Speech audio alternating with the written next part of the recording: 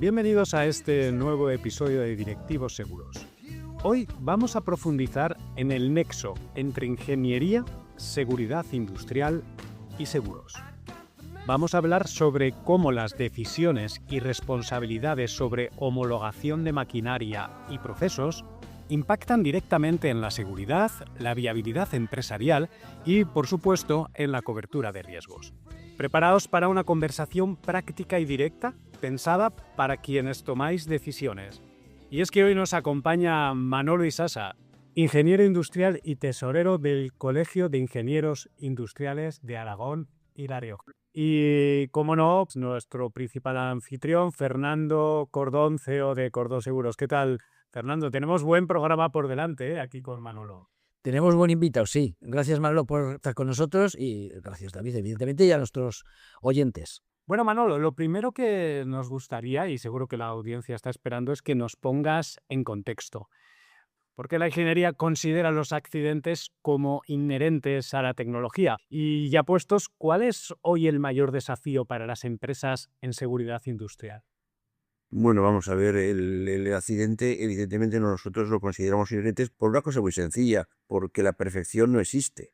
Aunque hay gente que opina que sí, pero vamos, la mayoría de los ingenieros somos conscientes de que no existe. No existe, fijaros, la perfección en el propio diseño, en el propio proceso de producto, incluso en el uso del producto.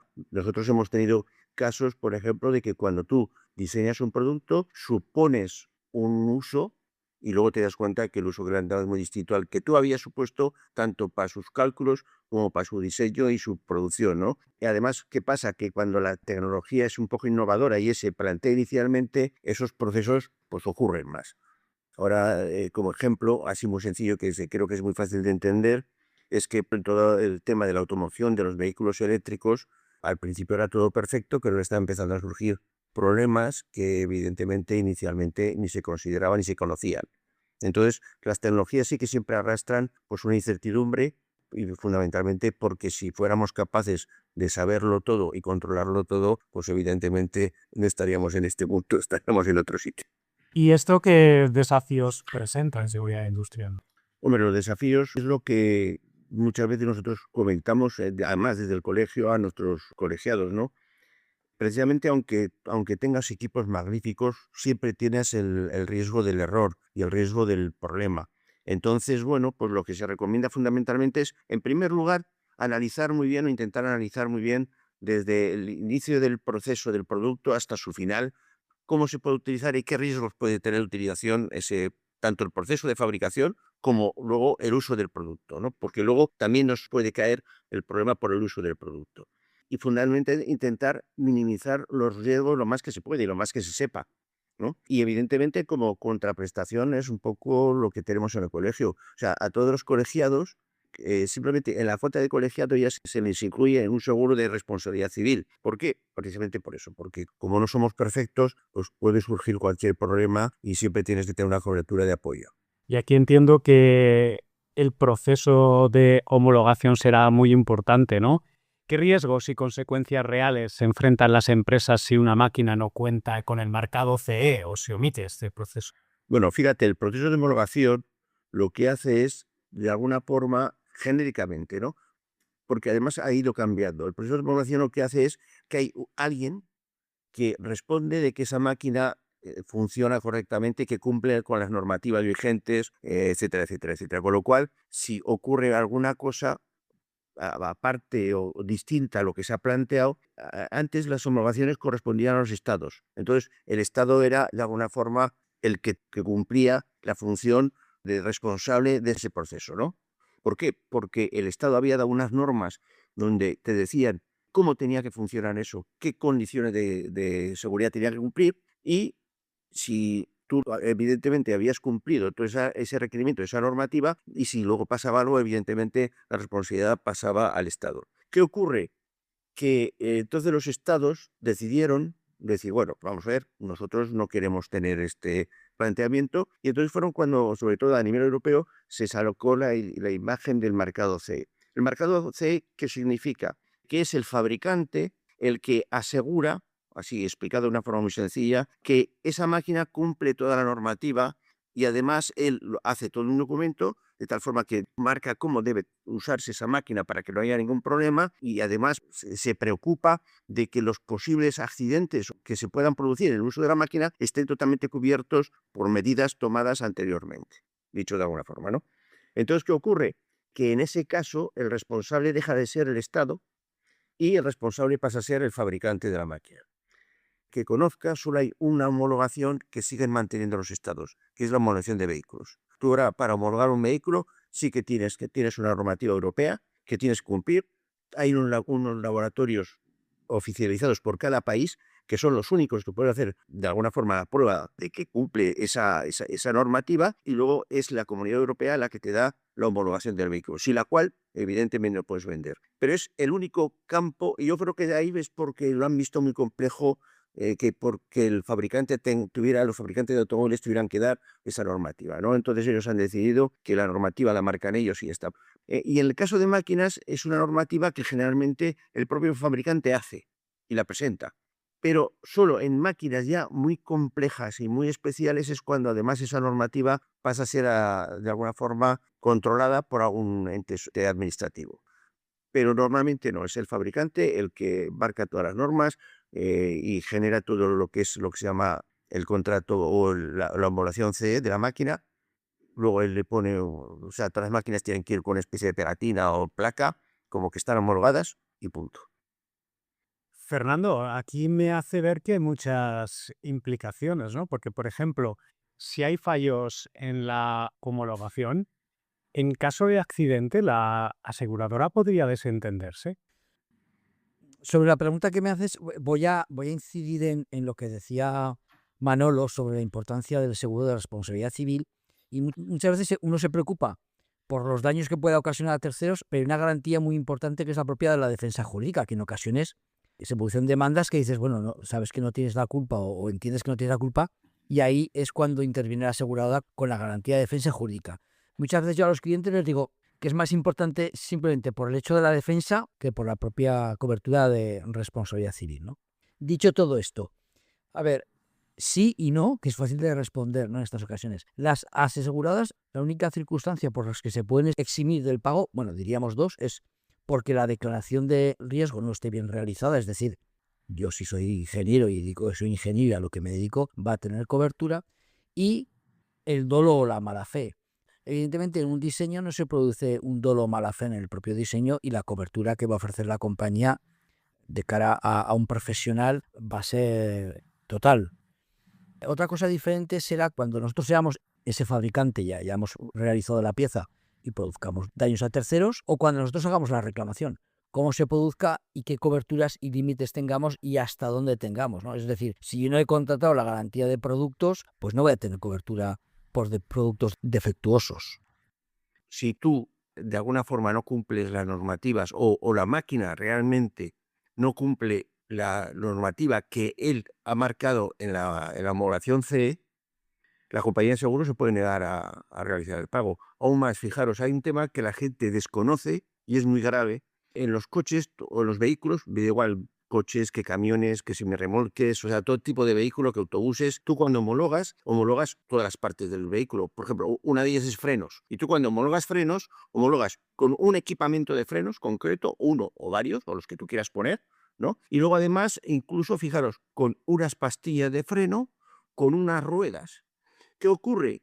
Que muchas veces luego la gente, lo más habitual es que las ruedas o cambien de tamaño en una que no está homologada, o que las pastillas de freno no correspondan con las homologadas. Entonces, en los seguros, eso lo he visto yo en casos, sobre todo en vehículos en el transporte, los seguros automáticamente, sin un accidente, se desentienden totalmente porque ese vehículo no cumple las normas de homologación. Igual que lo digo en vehículo, lo podemos trasladar a cualquier otra cosa, ¿no? Cualquier cosa que no cumpla las normas de homologación, los seguros se desentienden. ¿Aquí qué pasa? Que ¿a quién pasa la responsabilidad?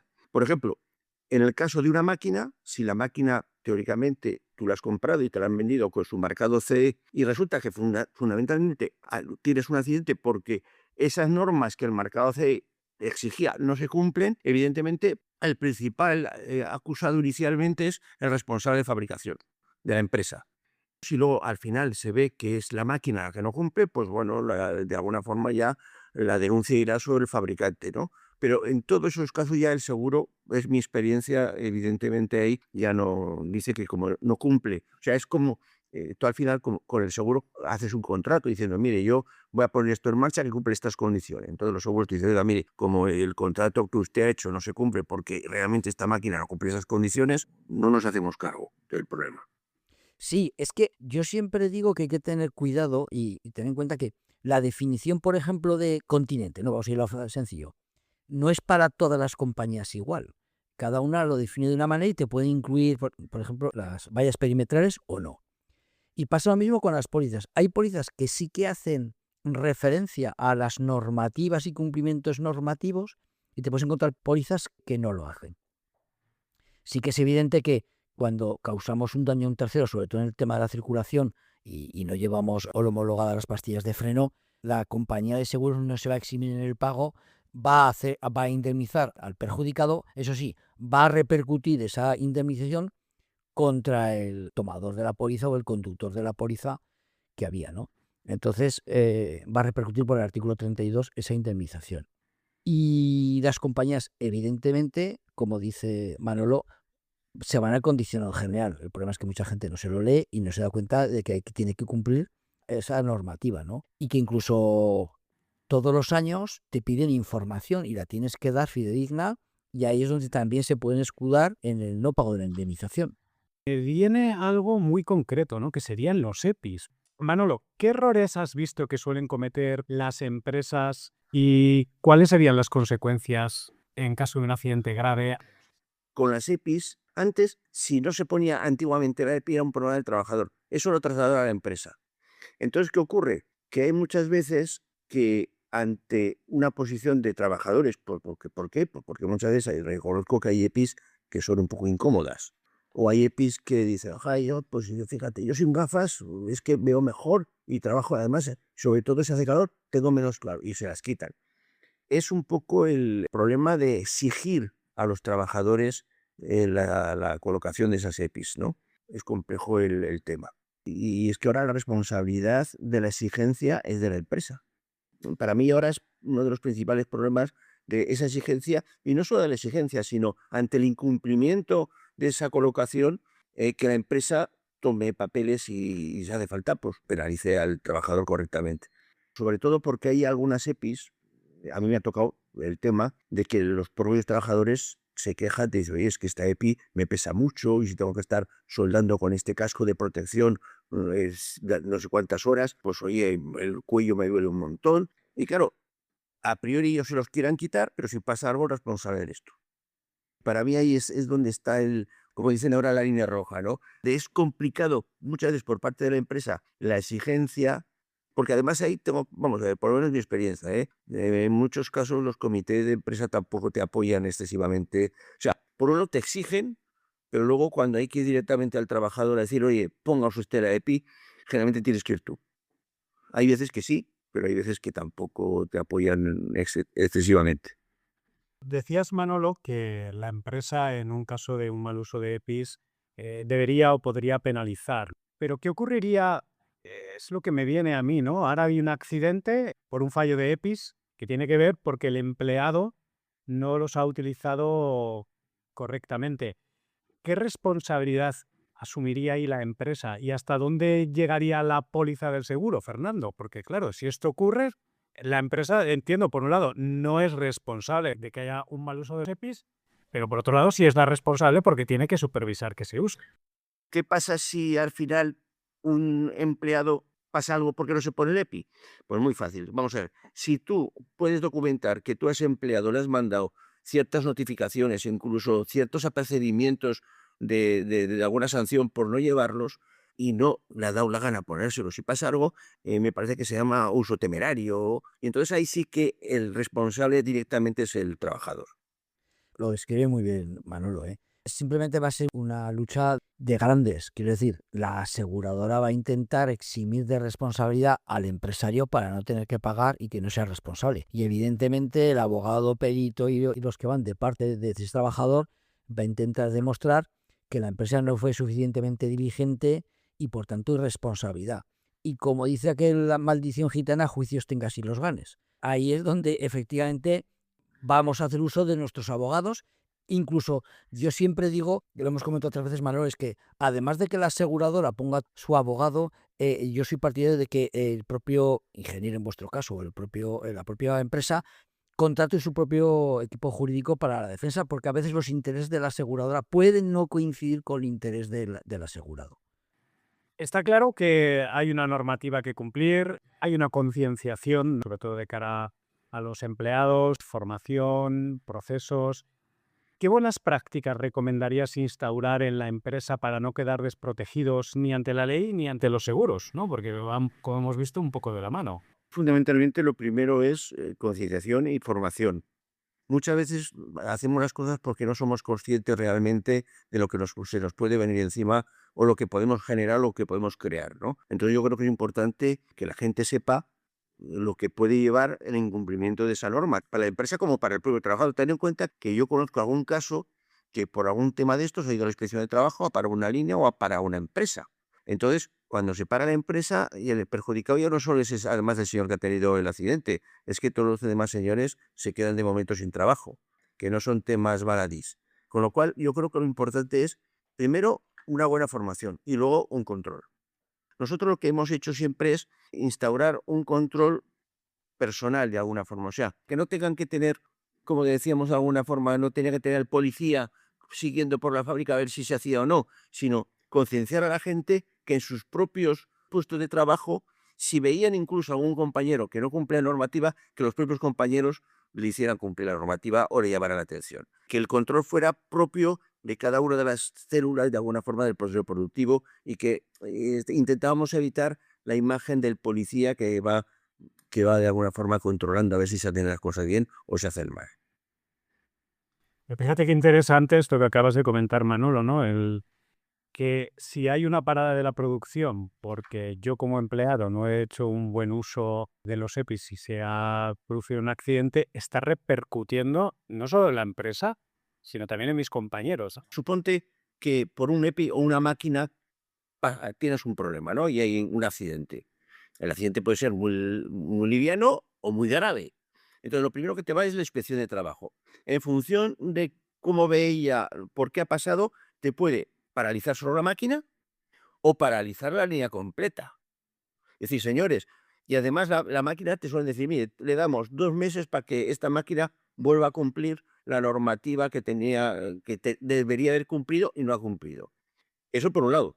Pero según el problema te dice, no, mire, la línea se para. O según qué problema dice, mire, o cambia totalmente el proceso productivo, o usted aquí no puede seguir funcionando de esta forma. Con lo cual, yo conozco alguna empresa que ha tenido que cerrar.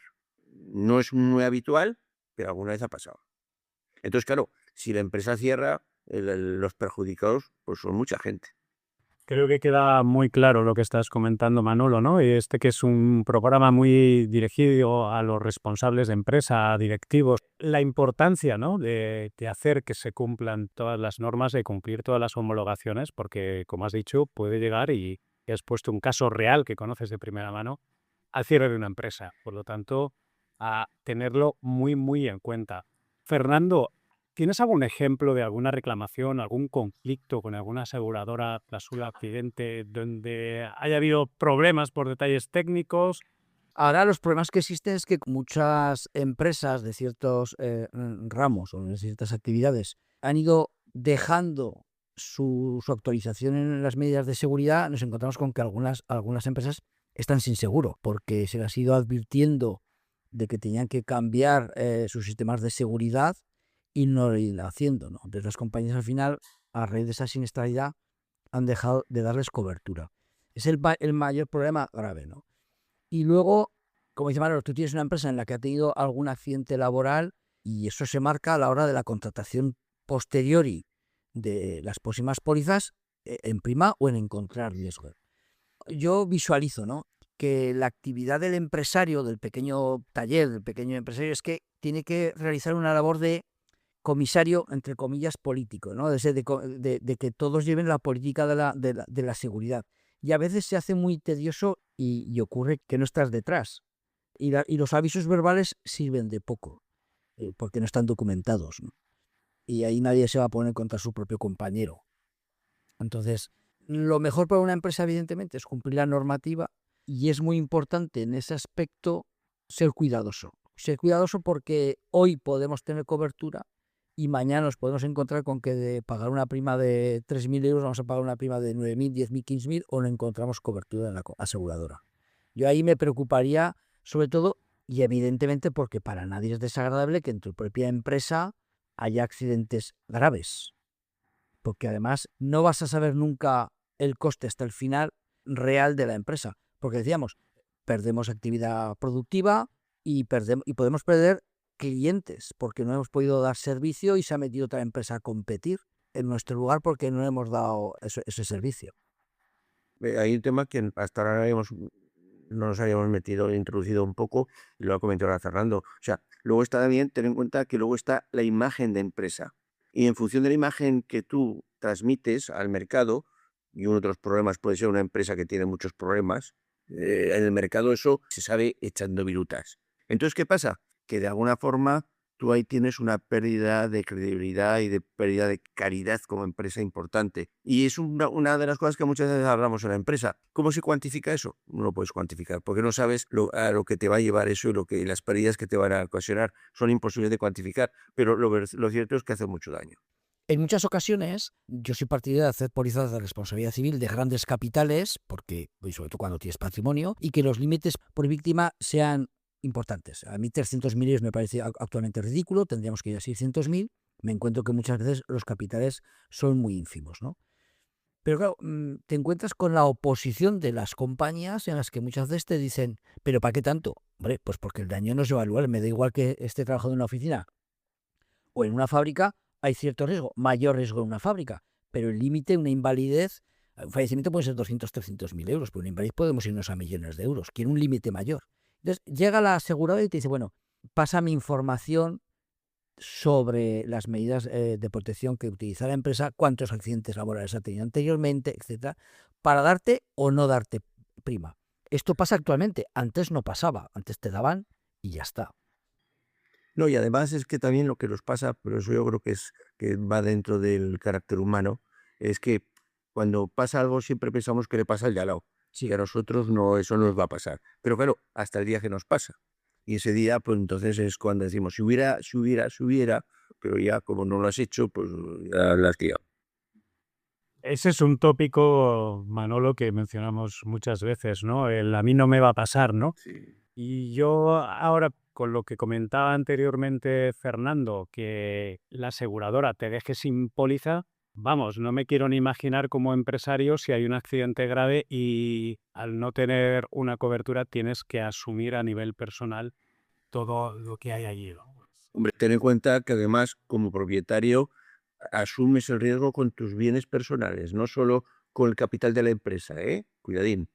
Yo me sonrío a veces y dices, bueno, resulta que tienes el seguro del coche a todo riesgo que pagas 800 o 500 o 1.000 euros y no tienes contratado como administrador de la sociedad o consejero la póliza de responsabilidad civil que te cuesta a lo mejor 250 euros, ¿no?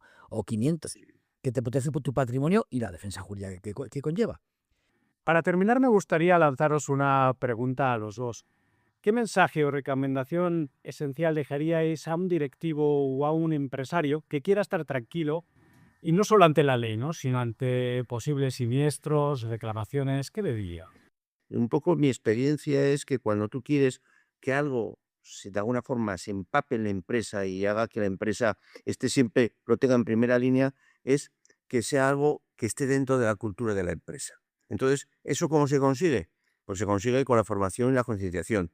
Para mí, creo que el que una empresa cree una cultura de riesgos laborales, de evitar los riesgos de utilización de EPIs, incluso, pues bueno, de ir optimizando, porque hay EPIs también que se van mejorando y los puedes ir cambiando, eso es fundamental. Y además, porque cuando tú dices que has incluido la cultura de la empresa es porque el propio trabajador es consciente de que él es un partícipe más para conseguir que eso funcione y que los problemas o los accidentes laborales se eliminen lo más posible.